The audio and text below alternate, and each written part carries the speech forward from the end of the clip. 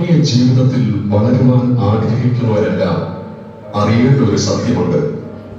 ആത്മീയ മുന്നേറ്റത്തെ തടയുന്ന തടസ്സങ്ങളെല്ലാം നമ്മിൽ തന്നെയാണെന്നുള്ളതാണത്.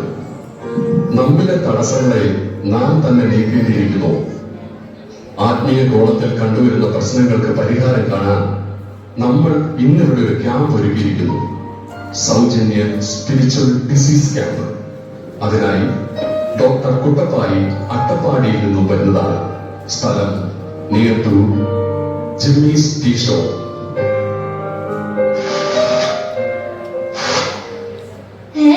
ഇതെന്താ ഒരു പുതിയ ബോർഡ്? നമ്മുടെ കടയുടെ അടുത്ത് സൗജന്യ സ്പിരിച്വൽ ഡിസീസ് ക്യാമ്പ്. കൊള്ളാമല്ലോ, ഇന്നത്തെ കച്ചവടം കുശാലായി.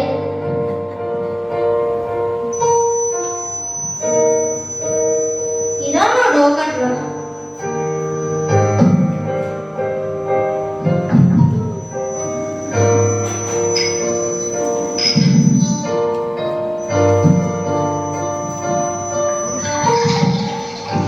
ആരെയും കാണുന്നില്ലല്ലോ.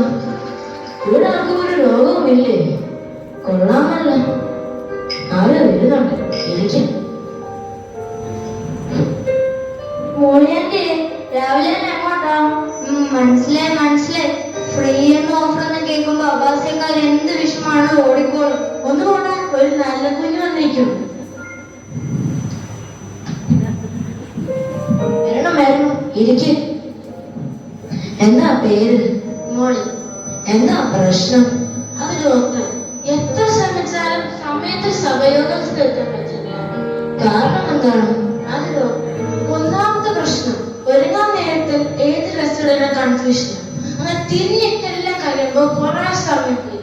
പിന്നെ ഇറങ്ങാൻ നേരത്തായിരിക്കും നമ്മുടെ ആ സീരിയലില്ലേ ഡോക്ടറെ, ആ ചന്ദ്രമേല, അത് എന്താണ് വേണ്ടി നോക്കാൻ വേണ്ടി ഇറങ്ങും.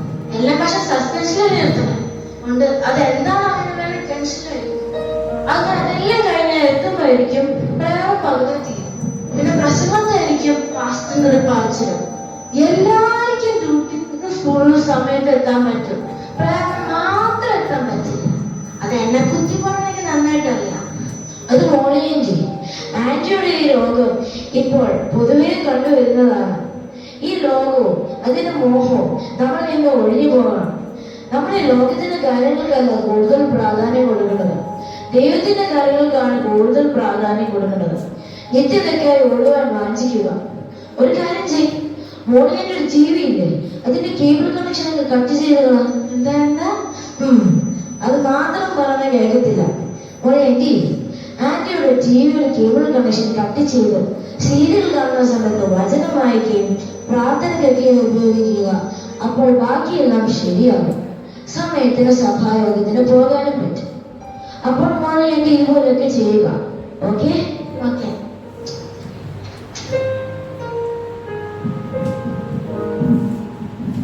മോളിയാന്റെ പോയത്ര ഉഷാറ് കാണുന്നില്ലല്ലോ. എടാ ജിമ്മിച്ച, എനിക്ക് വേണ്ടി സ്ഥലം തന്നെയത്.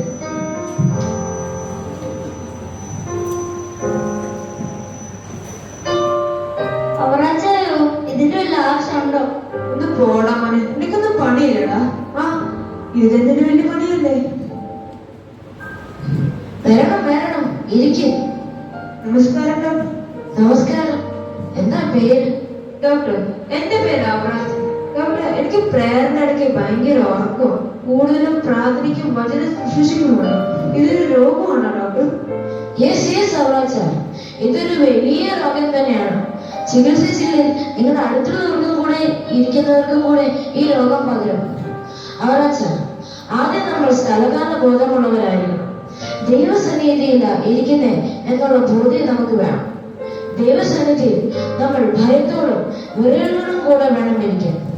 അവറാച്ച, ഒരു കാര്യം ചെയ്യും.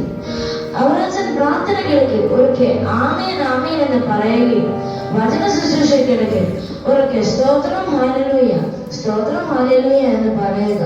അപ്പോൾ അവറാച്ചനും അടുത്തിരിക്കുന്ന ചാക്കോച്ചനും ഈ രോഗം പകരത്തില്ല. നിങ്ങളെക്കാളും ബുദ്ധിമുട്ട് അവിടെ പ്രസംഗിക്കുന്ന പാസ്റ്ററിനായിരിക്കും. വചന ശുശ്രൂഷയ്ക്ക് നിങ്ങൾ ഇപ്പോൾ കസേരമായി താഴെ വീഴുന്ന പേടിച്ച ആ പാസ്റ്റർ അവിടെ ഇരിക്കുന്നത്. അപ്പോൾ ഇതുപോലൊക്കെ ചെയ്യുക. ഓക്കെ? Thank you doctor. എടാ ജിമ്മിച്ച, നിനക്ക് പറ്റിയ സ്ഥലം അതാണ്.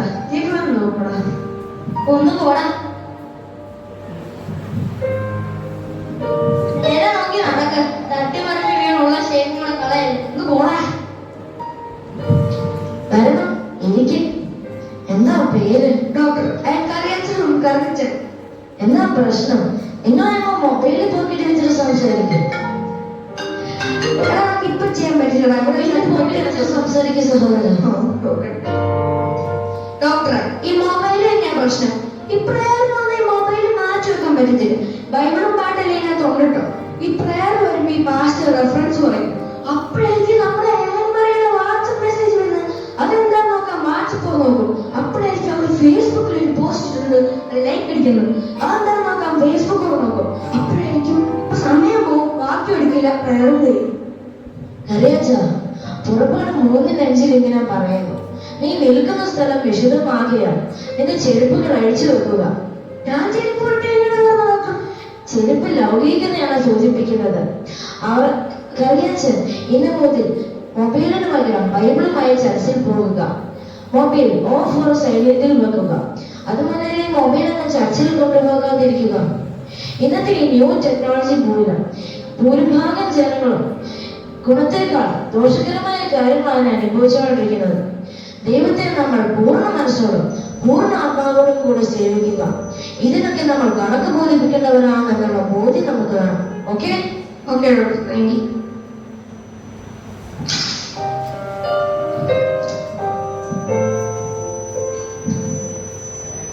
ജിമ്മിച്ച സാവകാശേക്കുണ്ടോടാ? പ്യൂമാർക്കൊക്കെ എന്തോ ചായക്കടലിലെ ഷാർജ ഷേഖല്ല സൗദി ഷേഖല്ല വരാൻ പോകുന്നത്.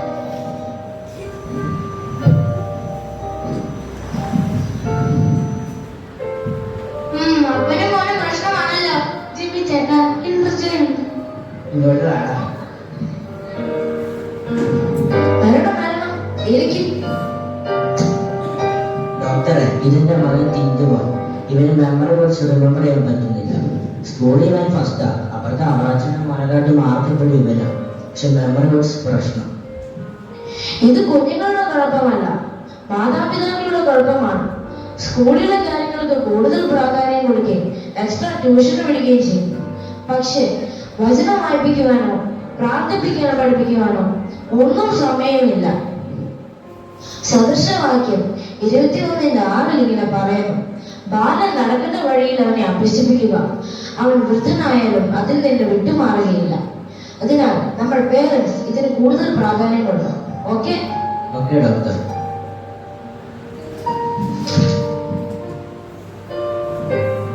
ജിമ്മി ചേട്ടാ, ബൈ ബൈ.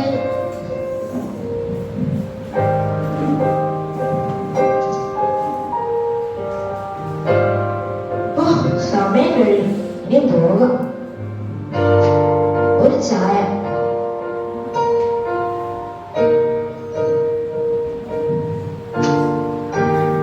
എന്താ കുറെ നേരമായി ഞാൻ താങ്കളെ ശ്രദ്ധിക്കുന്നുണ്ടോ? എന്താ പേര്? ജിമ്മിച്ചൻ. ജിമ്മിച്ച, ഇങ്ങനെ വഴിയെ പോകുന്നവരൊക്കെ കളിയാക്കുന്ന അത്ര നല്ല സ്വഭാവമല്ല. സദൃശവാക്യം 21:23 ഇങ്ങനെ പറയുന്നു, വായിൽ നാം സൂക്ഷിക്കുന്നവൻ തന്റെ പ്രാണനെ കഷ്ടങ്ങളിൽ നിന്ന് സൂക്ഷിക്കുന്നു. സ്വന്തം കണ്ണിൽ കോലിരിക്കെ മറ്റുള്ളവരുടെ കണ്ണിലെ കരട് നീക്കാൻ ശ്രമിക്കരുത്. അയൽ ശോധനയ്ക്ക് പകരം സ്വയം ശോധന ചെയ്ത് ദൈവത്തിൽ വിശ്വസിച്ച് മുന്നേറുക. ഓക്കെ ഓക്കെ, അപ്പൊ ഈ സ്കോപ്പ് മാറ്റണമല്ലേ?